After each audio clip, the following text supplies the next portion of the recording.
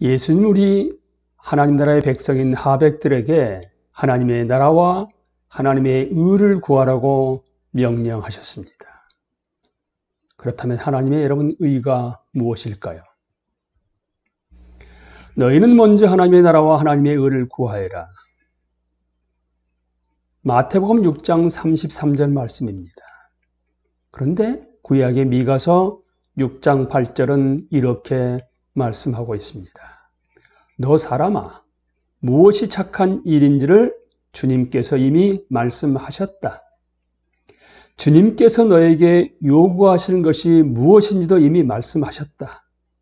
오로지 공의를 실천하며 인자를 사랑하며 겸손히 내 하나님과 함께 행하는 것이 아니냐? 여기서요. 이미 말씀하신 게 무엇이라고 여러분? 오로지 공의를 실천하며 인자를 사랑하며 그리고요. 겸손히 내 하나님과 함께 행하는 것이라고 말씀하고 있습니다. 공의를 실천하며 인자를 사랑하다. 여기에 핵심 용어 두 가지가 나왔습니다. 공의, 인자. 여기 인자는 헤세드인데요. 하나님의 무차별적인 은혜와 동정을 인자라고 번역을 했습니다. 공의는 미시파트인데요. 미시파트 공의는 행위를 강조합니다. 그러니까 인자 헤세드와 미시파트 헬라 이 히브리어는 바로 인자란 헤세드는 이면에 숨겨진 마음가짐이나 동기인 반면에 그것이 밖으로 드러난 미시파트가 행위인 공의라고 말하고 있는 것입니다. 구약 성경에서는 4대 취약계층인 과부와 고아, 나그네와 가난한 이들을 보살피고 보호하라는 의미로 미시파트란 말이 거듭 사용됩니다. 미시파트가 여러분 공의입니다. 전 근대적인 농경사회에서 과부, 고아, 나그네, 가난한 이들 이 네 그룹은 아무런 힘이 없었습니다. 그래서 성경 말씀에 따르면 이런 집단을 어떻게 대우하느냐는 한 사회의 미시파트, 공의를 평가하는 척도가 된다는 것입니다. 하나님은 사회 경제적인 약자들을 사랑하고 돌보시는 분이십니다. 그렇다게 되면 기독교인, 크리스찬, 그리스도인은 마찬가지로 사회 경제적인 약자들을 사랑하고 돌봐야만 하겠지요.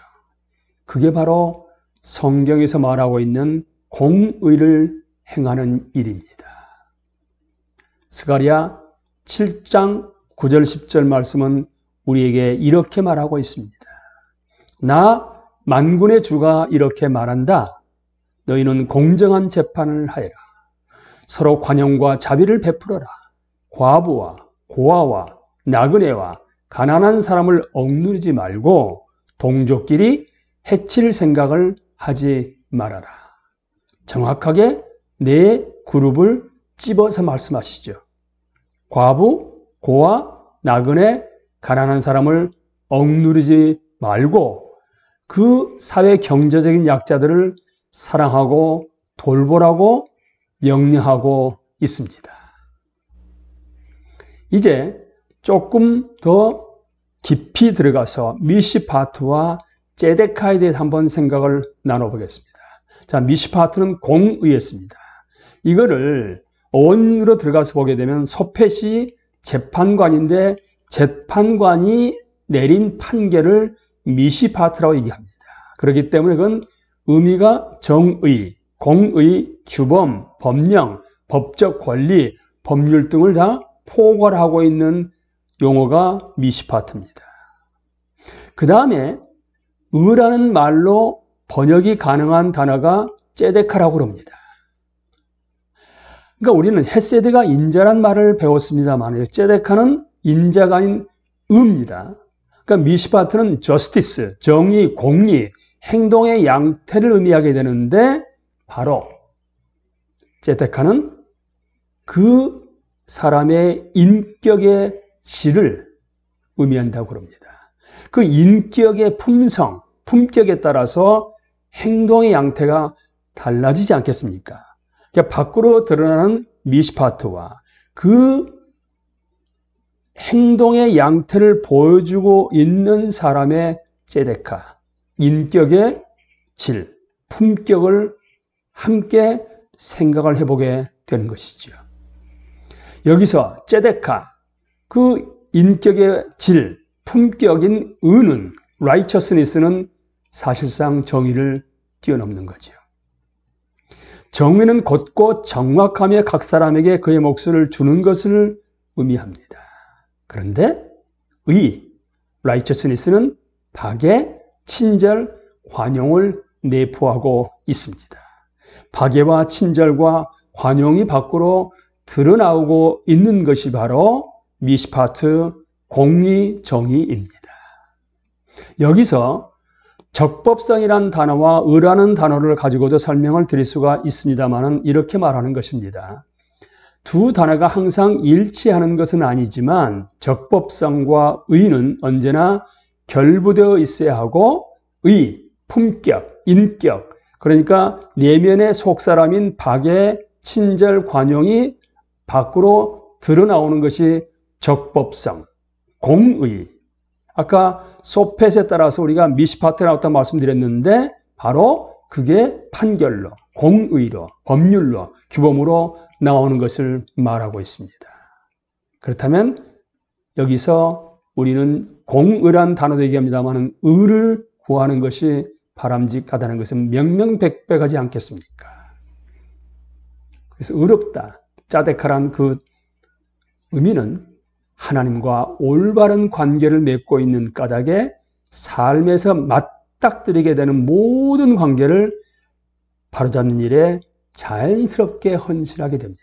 하백들은 그렇게 되는 거죠. 성경이 말하는 의로움은 이처럼 관계들에 관한 것이므로 하나님과 우리와의 관계 그리고 사람과 사람과의 관계, 공동체 안에서 필연적으로 사회적일 수밖에 없지요. 성경이 가르치는 공의는 어떤 특정한 요소가 아니라 바로 하나님 자신의 성품과 존재의 뿌리를 두고 있습니다. 그 의가 바로 밖으로 드러나오는 것이지요. 그래서 마태복음 6장 1절에서는 이렇게 말씀하고 있습니다. 너희는 남에게 보이려고 의로운 일을 사람들 앞에서 하지 않도록 조심하여라. 그렇지 않으면 너희는 하늘에 계신 너희 아버지에게서 상을 받지 못한다. 남에게 보이려고 의로운 일을 사람들 앞에서 하지 않도록. 이건 위선이 될 수가 있지 않겠습니까? 성경에 기록된 예수님의 복음은 필연적으로 강력하게 마음을 움직여 세상에서 정의로운 삶을 살게 만든다는 사실을 직시하지 못하고 있는 그리스도인들이 얼마나 많은지 모릅니다. 인생의 모든 영역에서 정의를 추구하고자 하는 마음가짐은 위선적인 가면이 결코 아닙니다. 성경의 메시지하고도 충돌하지 않습니다. 하나님의 은혜를 이해하고 체험하는 일과 공의를 추구하며 가난한 이들을 긍휼히 여기는 마음은 뗄래야 뗄 수 없을 만큼 단단히 연결되어 있습니다. 의가 마음의 박애와 관용과 이런 부분들이 의가 밖으로 미시파트로 행위로 드러나는 것이죠. 그래서 아름다움을 체험할수록 자기 중심적인 가치에서 벗어날 수 있으며 더 열린 마음으로 정의를 쫓게 된다고 하버드 교수인 일레인 스케리는 자기 책에서 얘기를 하고 있습니다. 너희는 박하와 운향과 온갖 채소의 11조는 바치면서 정의와 하나님께 대한 사랑은 소홀히 한다 라고 바리새인들을 질책하셨던 예수님께서 하백되는 우리에게는 어떠한 모습을 기대하시겠습니까? 하나님에 대한 사랑 표현으로 자비와 공의를 베푸십시오.